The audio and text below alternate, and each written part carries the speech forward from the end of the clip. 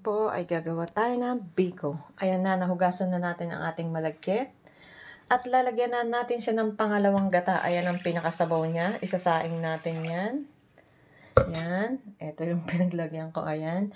Ayun naman yung ating gagawaing latik. At yun yung gagawin nating pangpalapot mamaya. Yun. Pakikita ko sa inyo isa-isa. Special biko yan. 4 na inyog. Ayan na po. Gagawain na natin ang ating latik. At ito naman po ang ating gagawaing saing. Yan na, isasaing ko na siya mamaya. Ngayon. At ayan na po. Kumukulo na ang ating gagawaing latik-latik. Ayan. Haluin lang natin siya. At mamaya ay latik na yan. Ganyan siya. Ito na ang aking ginataan din. Ganataan. Ayun. Lagyan natin siya ng asukal. Depende sa inyo kung gusto niyo ng matamis na matamis. Diba? Sa palagay ko, eto, okay lang to lahat eh. Pero ayoko na masyadong matamis. At saka hindi naman din masarap kung hindi matamis. Nagbiko ka pa, diba? Original naman tong asukal na to kasi. At ayan na po ang ating asukal. Mamaya ilalagay natin dyan ang ating biko. Ayun naman ang ating nilalatik na. Malapit-lapit na siyang maglatik, oh. Makikita nyo, malapit-lapit na yan. Mamaya, langis na yan. At ayan na po, naglalatik-latik na po ang ating lalatikin.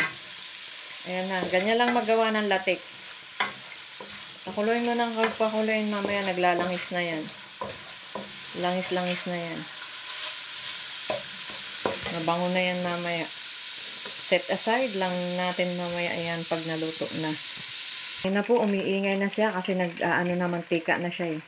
Ayan na po, hininaan ko na siyang apoy. Ayan, namumula-mula na siya. Hininaan ko siya para hindi siya basta-basta masusunog. Kasi hinihintay ko pa naman yung aking sinaing. Ayan na po, namumula-mula na siya. Become red. Ayan na po ang ating latik. Namumula-mula na siya. Namumula na siya.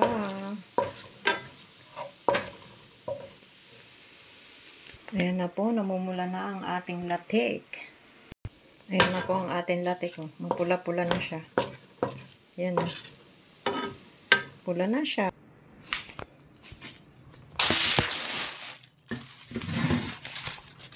Maglalatag na tayo ng banig. Diba nakakatawa? Nagaya ko lang to sa nanay ko. Maliit pa kami. Gumagawa yun ng biko. Nakikita ko siya kung paano niya ginagawa. Kaya ngayon, kung anong ginawa ng nanay ko, gagawain ko rin. Kaso ito, na dahon is hindi na siya,